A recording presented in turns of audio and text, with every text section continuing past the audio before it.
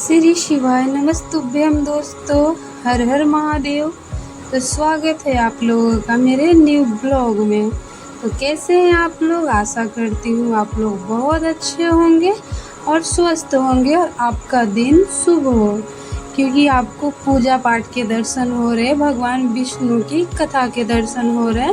तो भगवान विष्णु सबकी मनोकामना पूर्ण करे।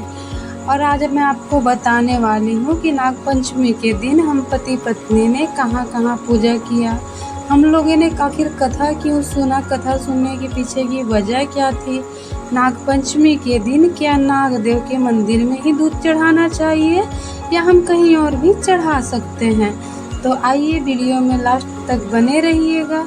आज मैं आप लोग को बताती हूँ पूजा पाठ से रिलेटेड बातें। तो मेरा नाम प्रीति चौहान है और मेरे पति गए थे बाबा धाम, मतलब देवघर बाबा की नगरी।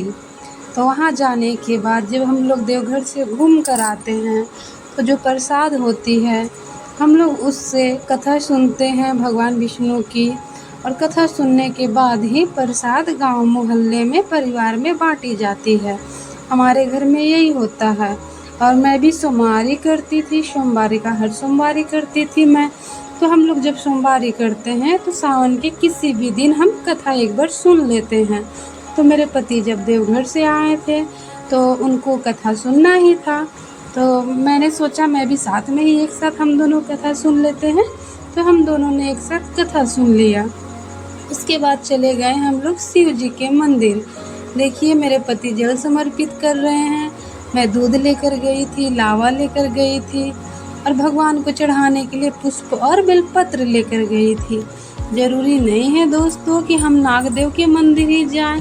शिवलिंग के ऊपर जो शेष नाग होते हैं, बासुकी नाम रहता है इन नाग का, जो शंकर जी के गले में विराजमान होते हैं, इनकी पूजा अर्चना हम बिल्कुल अच्छे से कर सकते हैं।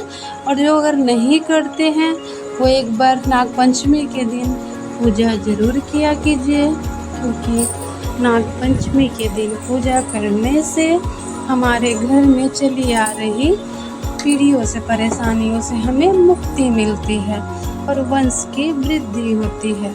इसलिए नाग पंचमी के दिन नागदेव की पूजा करना आवश्यक है। और नाग पंचमी के दिन जिंदा सांप को कभी कष्ट ना पहुंचाएं, क्योंकि ऐसा करने से हमें संतान दोष लगता है, इसलिए हमें ऐसा नहीं करना चाहिए। और ये देखिए मेरे हस्बैंड बाबा को भोग लगा रहे हैं। तो आप सोच रहे होंगे भोग लगाकर उन्होंने नीचे क्यों रख दिया। तो दोस्तों मैं आप लोग को बता दूं, बाबा को कभी भी भोग लगाइए शिवलिंग पे तो आप उनके हस्त कमल पे कभी मत रखिए, ना ही शिवलिंग पे रखिए। आप भोग छुआ कर नीचे रख दीजिए, क्योंकि वो माता गौरा का स्थान होता है, वहाँ पे भोग नहीं चढ़ाया जाता। बहुत औरतें क्या करती हैं, भोग घर से लेकर जाती हैं, बड़े बड़े प्रसाद, फल हो, मिश्री हो, बादाम हो, कुछ भी हो, वो क्या करती हैं माता के हस्त कमल पे ही रख देती है। तो दोस्तों ऐसा नहीं करना चाहिए, ठीक है। और देखिए मैं बाबा को 51 बेलपत्र समर्पित कर रही थी। अब आप लोग बोलोगे क्या 51 बेलपत्र समर्पित करना ही जरूरी होता है? तो नहीं, ऐसी बात नहीं है।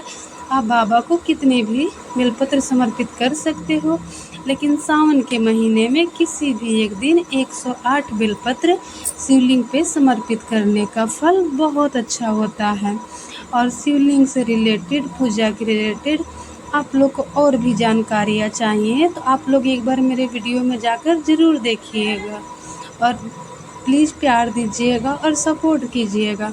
मेरी एक बार चैनल खोलकर ज़रूर देखिएगा, उसमें आप लोगों को पूजा पाठ से रिलेटेड, शिवलिंग की पूजा का फल क्या होता है, जल कैसे चढ़ाया जाता है, बाकी सारी जानकारी आपको हमारे वीडियो में मिल जाएगी। तो आप लोग एक बार वीडियो को एंड तक ज़रूर देखिएगा।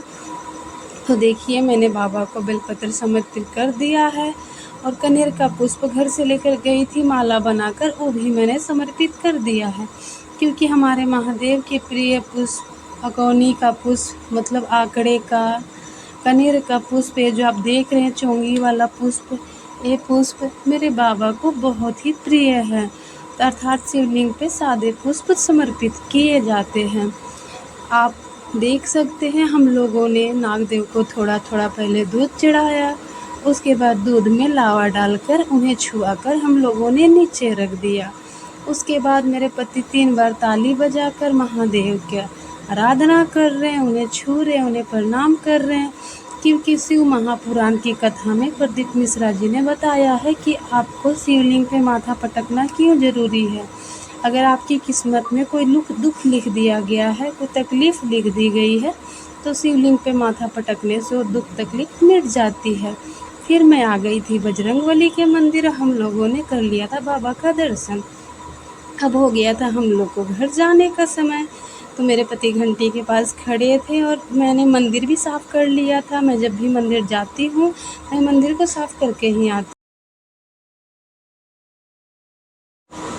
तो अगर आप लोग को मेरी वीडियो पसंद आई हो तो प्लीज़ लाइक करके जाइएगा और चैनल को सब्सक्राइब कर दीजिएगा, ताकि